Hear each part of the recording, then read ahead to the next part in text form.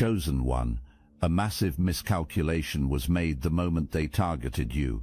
You absorbed a calculated public attack with a silence so profound it possessed the steady weight of a mountain. Because of your unbothered reaction, the way you handled that disrespect so calmly, they're having theories about your past, obsessed with uncovering what kind of history forged such an impenetrable spirit. By the time this concludes, you will understand why the file they've opened on your origin will never be closed. A version of you existed in other people's heads. The quiet one, the steady one, the one who does not demand attention, does not cause problems, and does not escalate. The one who has absorbed things before, and people noticed that. Every time you let something go, every time you moved past something without making it a scene, a mental note was filed. The conclusion drawn was that your quiet was submission, that your peace was permission, and that underneath the composure was someone who simply needed the right amount of pressure to crack. You have absorbed things before, that part is true. You have bitten your tongue and let things go that probably warranted a response, but the reason was never fear, the reason was never weakness or an inability to handle conflict. You were choosing. Every single time you let something pass, you had already decided it was not worth your energy. You were operating from a standard so different from what was being assumed about you that the assumption was not even in the same category as the truth. The kind of person who reaches that standard does not announce it. The kind of person who has genuinely decided that most provocations are beneath their response level does not need to explain that to anyone, and so the explanation never came. The assumption that your calm was fragility in disguise stayed in place, unchallenged, right up until the moment it was tested. Hold that, because it matters for everything that follows. You have spent a long time in rooms where the version of you in other people's heads was smaller than the version living in your chest. You learned to let that gap exist without correcting it, not because you were ashamed of what you actually are, but because you understood, at some quiet level, that revealing the full depth of what you carry to every person who crosses your path is not wisdom, it is waste. You became selective. You reserved the real version of yourself for spaces that had earned it, and to everyone else you gave the surface, the calm, the composed exterior that communicated nothing to see here, nothing to test, nothing worth your time. That selectivity was never weakness, it was discernment. It was the intelligence of someone who has learned that not every room deserves the full concert. Some rooms get the sound check, and the person who attacked you only ever had access to the soundcheck version of who you are. The catastrophic error was assuming the soundcheck was the whole show. What came at you was not careless, it was engineered. The setting was chosen for maximum exposure. The words were not random cruelty, they were calculated cruelty, designed to land on the exact spot assumed to be soft. The timing was placed so that you were caught mid-stride, surrounded, and supposedly off balance. Every element was arranged to guarantee one outcome. You react, the room sees it, and the story being told about you gets confirmed in front of witnesses. That was the architecture. A trap built with precision by someone who believed they understood the terrain. What could not be accounted for, because it was invisible from the outside, was the thing you had been quietly building across the entire span of your life. Call it composure. Call it the unavoidable result of surviving enough that standard pressure no longer reaches the floor. Whatever you name it, there was no plan for the scenario where the trap springs and catches absolutely nothing. The attack landed, the silence stretched. It lasted long enough for every person in that room to realize the explosion was not coming, long enough for the air to shift, and long enough for the attacker to feel something cold and unfamiliar rising in the chest, the first edge of a realization they were not prepared for. And then you smiled. Not a forced smile, not the tight performance of someone managing a reaction. A real one, grounded and easy, the kind that moves from somewhere genuine, from somewhere that was already at rest before any of this started. The smile communicated, without a single syllable, that in the full range of things you have faced in your life, this particular moment did not even register as a challenge. In that instant, the trap became a mirror. What reflected back was not you. What reflected back was hunger, need and desperation dressed in the costume of dominance. Everyone present felt the shift, even those who could not put language to what they were feeling. That was the moment, and nothing that comes after makes sense without understanding what was underneath it. If this message activated your knowing, hype this video to connect with more chosen ones on this journey. The people now theorizing about you are not theorizing about the big picture. They are obsessing over the specific details of those stretched out seconds. You need to understand exactly what they saw, because what they saw is what undid them. When disrespect lands publicly, there is a physiological script most people follow automatically. The breath catches, the jaw tightens, the eyes move just briefly toward the nearest exit or the nearest ally, the shoulders shift. Even people who are genuinely good at staying composed in conflict usually have at least one small involuntary signal that the weapon made contact somewhere. You gave nothing, not one tell. Your eyes did not search for backup. Your posture held exactly where it was. Your hands stayed still. Your breathing continued at the same pace it had maintained before the attack arrived. And when the smile came, it did not arrive with the tightness of suppression. It moved the way a real smile moves, reaching the eyes, spreading without effort, arriving from somewhere with no tension in it. That is the specific detail that will not resolve for the people replaying it. A forced smile is readable. The body understands the difference between someone performing calm and someone living inside it. Every person in that room registered the difference before the conscious mind had words for it. The feeling landed in the chest first. The label came later, if it came at all. The person who launched the attack felt it most precisely. There is a library of reactions that person has collected over time, landed hits, near misses, people holding themselves together with visible effort. What you produced was not in that library. It existed in no existing category, and that is why the theories have become so elaborate. When something refuses to fit any known pattern, the conclusion drawn is never that the categories are wrong.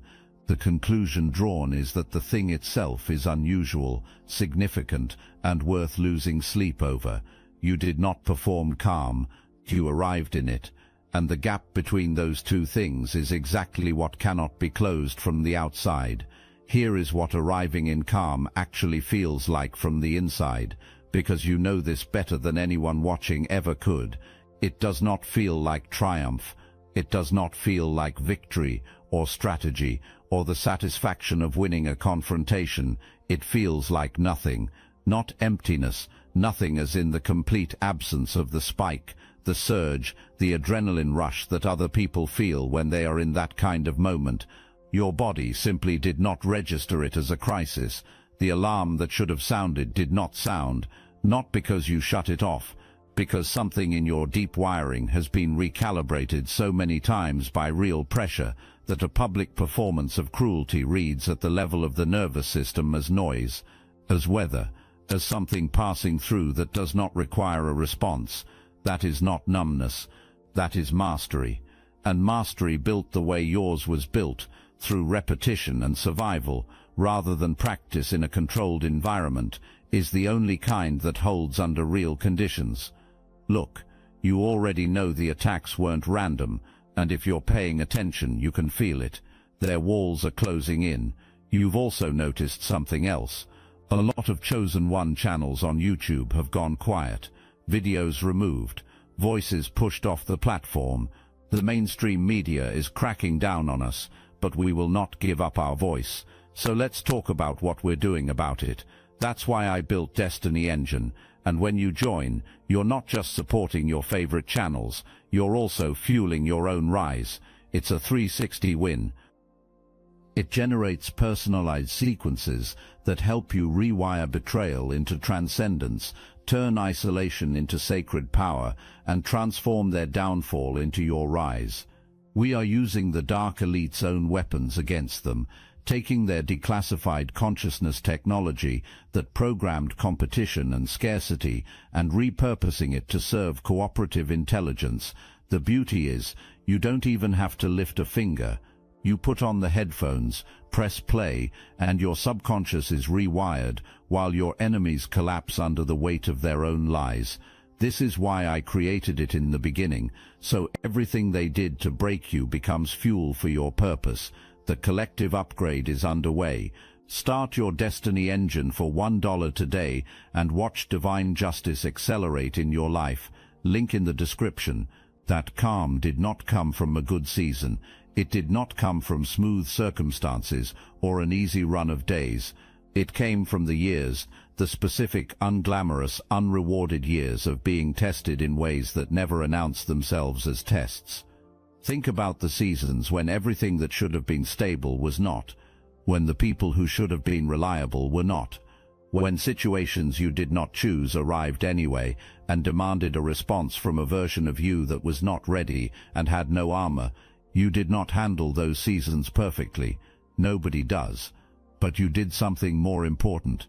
You survived them. You kept moving. The next difficult season arrived, and you survived that one too. Somewhere in that repetition, in the pattern of absorbing the impact and getting back up and absorbing the next one and getting back up again, something inside you recalibrated. Your nervous system learned, your whole self learned, that the floor was further down than you had feared. You learned that you could go all the way to the bottom of something and still find yourself standing. That knowledge does not come from being told. It gets installed, piece by piece, through the lived experience of being tested past the point you thought you could hold, and discovering that you held anyway. Once it is installed, it changes how you move through the world in a way that shows without being performed. Other people sense it before you say a word.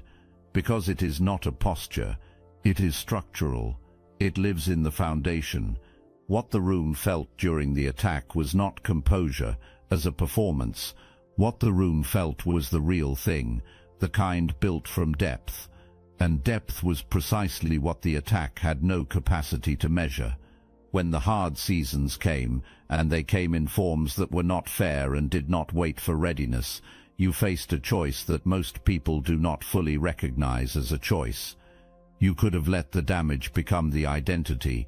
You could have built your entire presentation around the wounds, made the pain the headline, and made the struggle the permanent explanation for every wall and every closed door. There is a version of the story where everything difficult becomes the thing you lead with forever. You did not do that. Not because the pain was not real, not because the cost was not significant. Somewhere in the middle of the mess, a decision was made, quiet, private, unannounced, that the story of what broke you was not going to be the story you handed to every room for the rest of your life. That decision is exactly what the attackers sensed without being able to name. When the disrespect landed on the spot assumed to be soft, what was found instead was scar tissue, healed and solid, not the original surface, but something that had closed over and hardened into material more durable than what existed before. That is not the same as pretending nothing happened. That is the specific result of having actually processed the weight of what went wrong, grieved it, sat with it, integrated it, until it no longer required external management and no longer flinched when approached. People who have done that work do not announce it. They simply walk into rooms already whole, already assembled, carrying the finished version of themselves, rather than the in-progress version that needs the room to be careful around them. You walked into that room whole. That is what was hit. That is what did not move.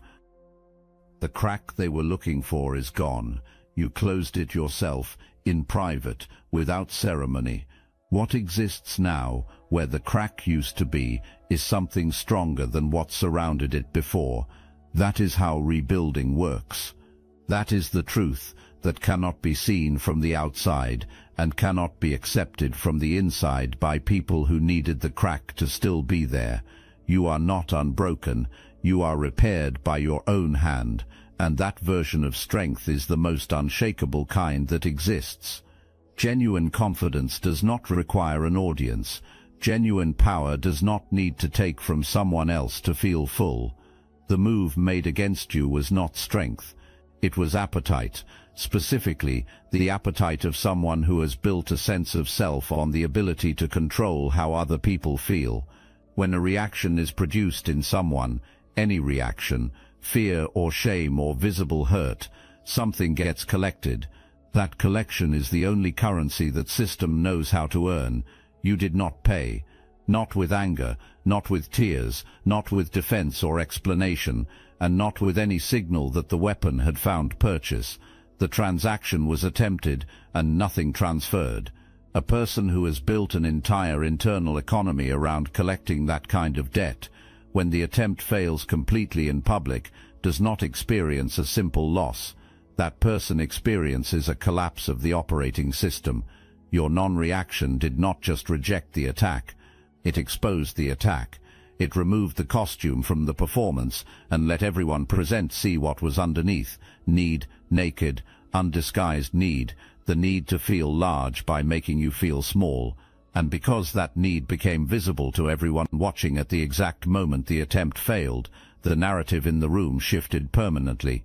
You did not manufacture this outcome. You did not strategize it. You were simply, genuinely, and completely unavailable for what was being demanded. A person whose entire mechanism requires your emotional participation, when that participation is genuinely absent, not suppressed but absent, has no move left.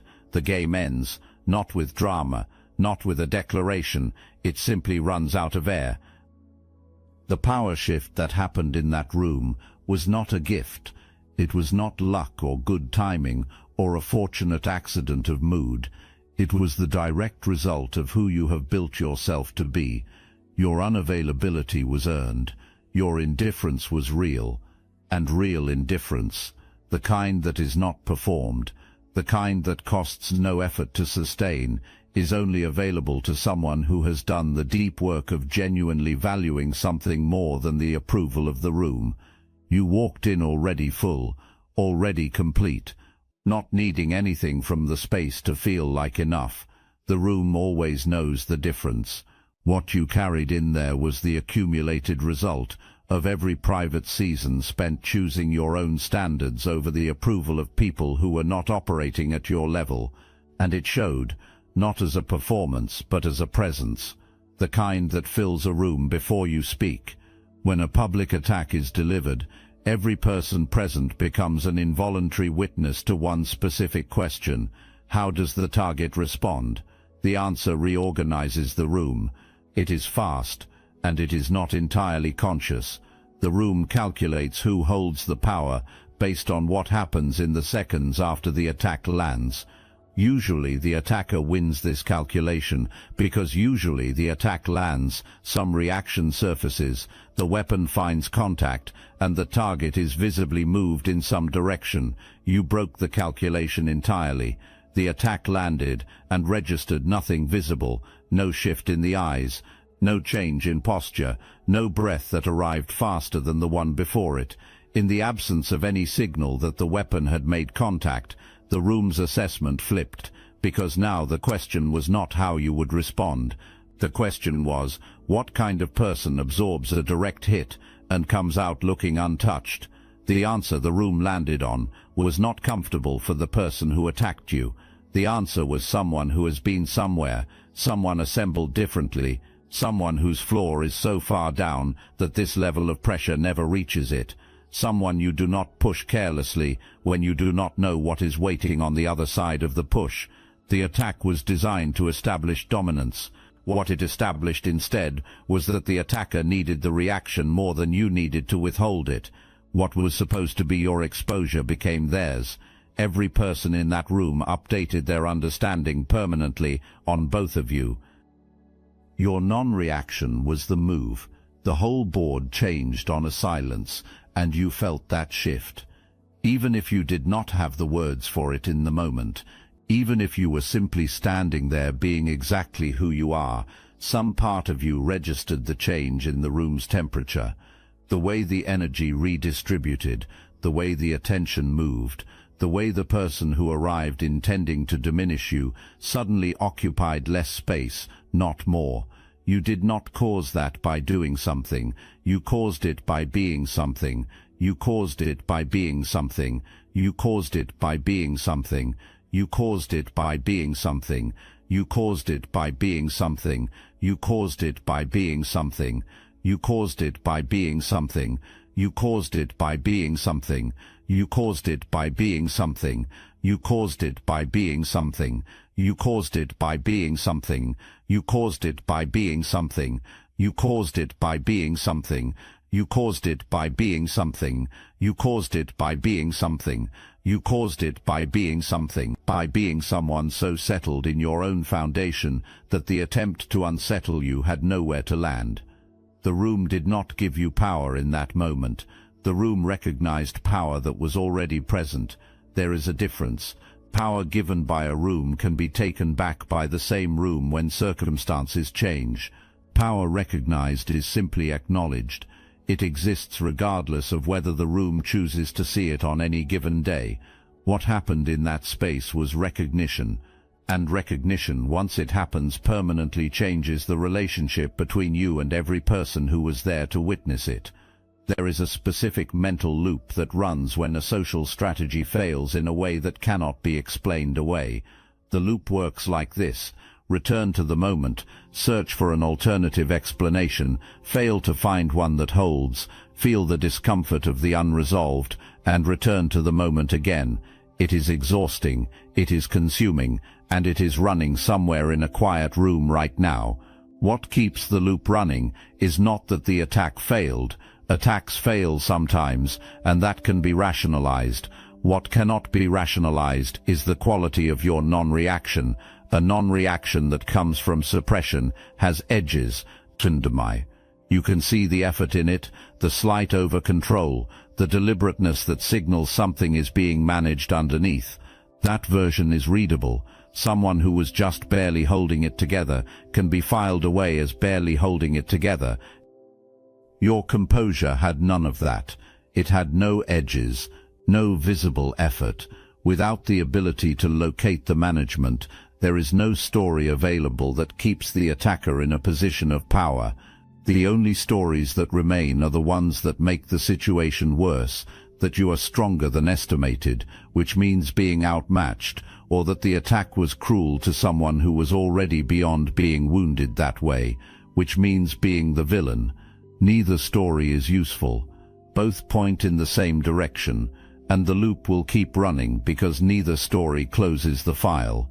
Here is what will settle into the attacker over time like a slow realization. Your response, or the absence of it, was not despite what you have been through. It was because of it. The very mechanism used to try to break you is the same mechanism that built your defense.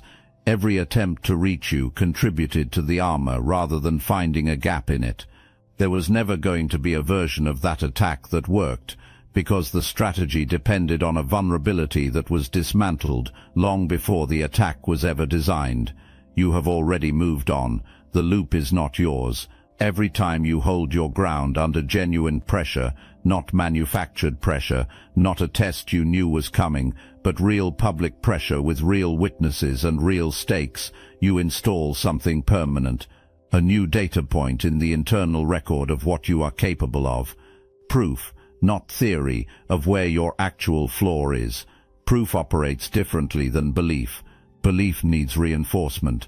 Proof just exists, logged, permanent, and available the next time something comes at you. You are different now than you were before that room.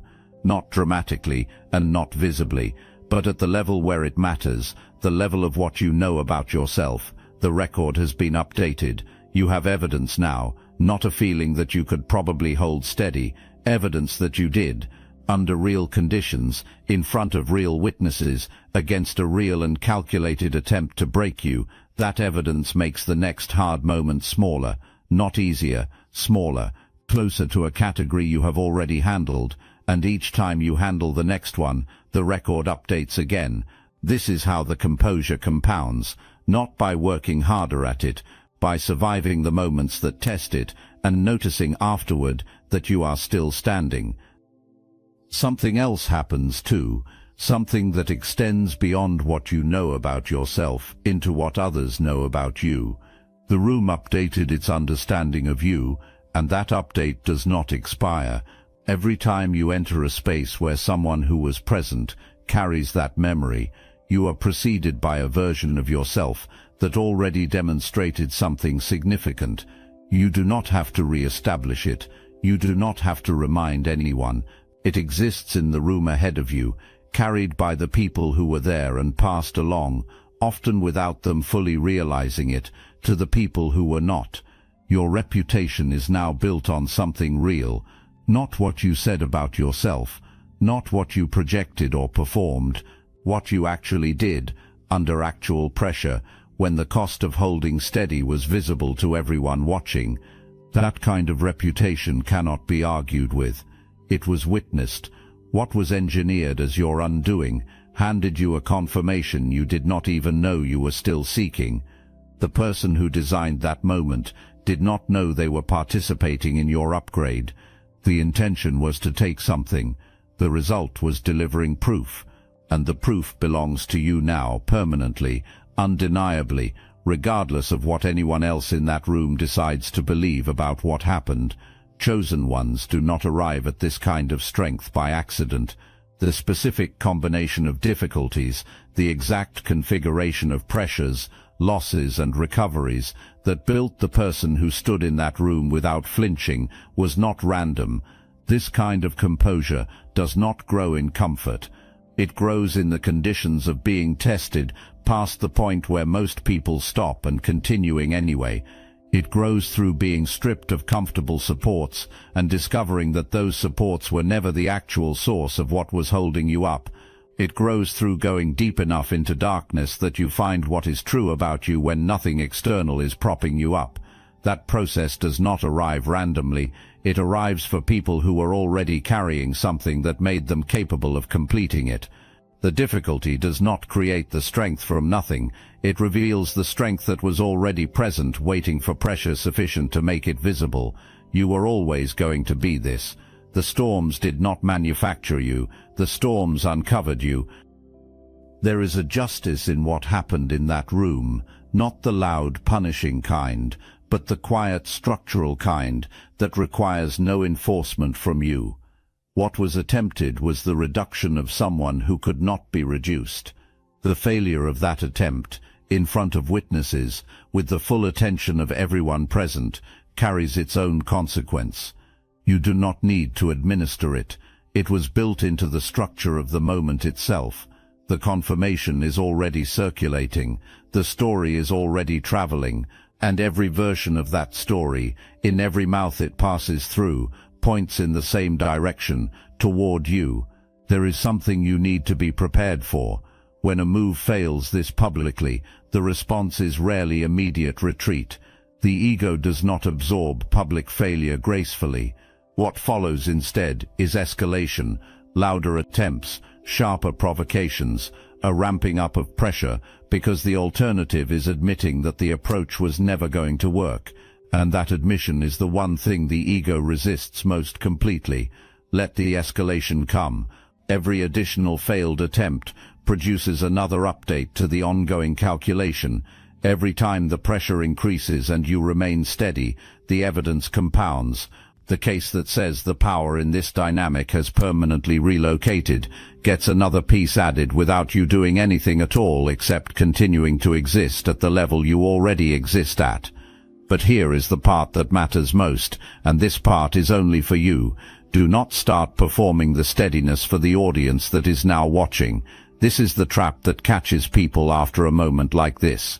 The eyes are on you now, and something can tempt you toward making sure the composure stays visible, engineering situations where the calm can be witnessed, positioning yourself so the unbothered demeanor registers with the right people. The moment the genuine becomes manufactured, the whole thing loses its foundation, because the room that felt the real thing will feel the performance too, even before the words arrive to describe the difference. Your only job, now as before, is to keep doing what was already working, building, moving, and investing your attention in what actually belongs to you. The strength that showed in that room was a byproduct of who you have been becoming. The way to honor it is to keep becoming that person. Not for the witnesses, not for the people theorizing, for the version of you that did the private work when nobody was watching, and who deserves to see that work continue to compound into something greater. The moment was the proof. Your life going forward is the argument. And here is what that argument looks like in practical terms. It does not look like constant composure under dramatic pressure. It looks like the ordinary days, the days when nothing is being tested publicly, the days when the work is invisible and the progress is quiet, and there is no audience to register the choices you are making. It looks like the moment you choose not to respond to something beneath your level, when no one would know the difference either way. It looks like the decision to invest your energy in building rather than defending, in creating rather than reacting, in moving toward what is yours rather than standing guard over ground that has already been won. Every one of those ordinary choices is the argument. Every day you operate from your actual standard, not the surface standard you show to rooms that have not earned more, but the deep one, the real one, the one that showed itself in that room without your permission, is another sentence in a case that is becoming impossible to argue against. The dramatic moments are just the punctuation. The life is the text. Come back to the room. Come back to the moment just before the smile. You are standing there. The attack has landed. The audience is holding its breath. The person who delivered it is waiting for the explosion with the confidence of someone who has never missed before. And here is what your body already understands in that moment, even before the mind catches up to the language for it. You have been here before. Not this room, and not these exact words, but this pressure, this specific quality of being targeted, exposed and tested in front of people with the full expectation of breaking. You have been here in the private rooms, in the unseen seasons, in the moments that demanded everything with no audience and no reward for holding together. You have been here often enough that the nervous system that would have flinched in an earlier version of your life has been rebuilt around a center of gravity so deep and so solid that what arrives in this room does not reach it. The smile is not a strategy. It is a recognition, the recognition that you have already survived the worst version of this moment. What stands in front of you now is not a threat. It is a test you have already taken and already passed, in harder rooms with higher stakes and no one watching to confirm that you made it through. The smile is simply the truth of your position, arriving on your face without permission, because there is nothing underneath it that needs to be hidden. The moment the attack arrived was not the moment your strength was tested. Your strength was tested in every quiet moment before this one that nobody saw, in the private seasons of rebuilding, in the unglamorous, unrewarded work of choosing, over and over, to get back up and keep going when stopping was the more available option. All of those moments, the ones with no audience, no applause, no external confirmation that the work was doing anything, those were the real story. This room was the public confirmation of something that had already been decided long before anyone in it arrived.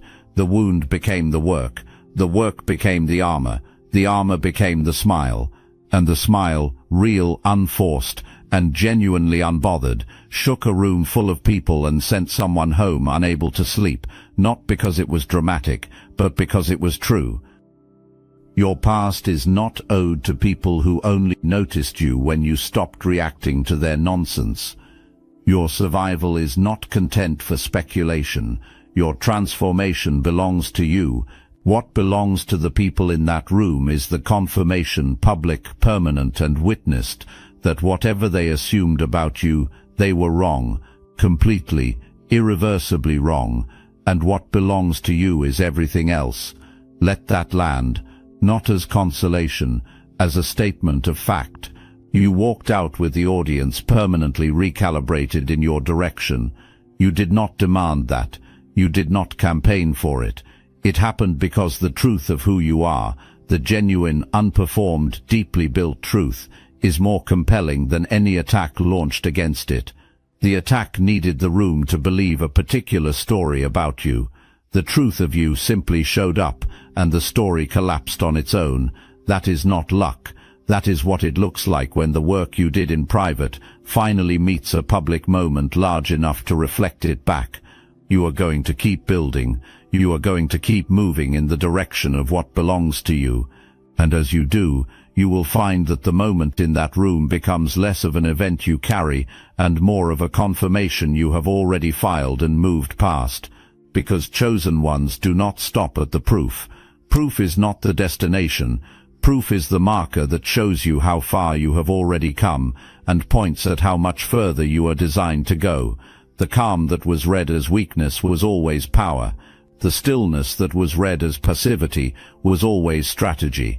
The silence that was read as surrender was always the deepest kind of dominance, the kind that does not need to announce itself, does not need to be confirmed, and does not need the room to understand it in order to be completely structurally real. Chosen one, something was awakened in that room that cannot be put back to sleep, and you have not even begun.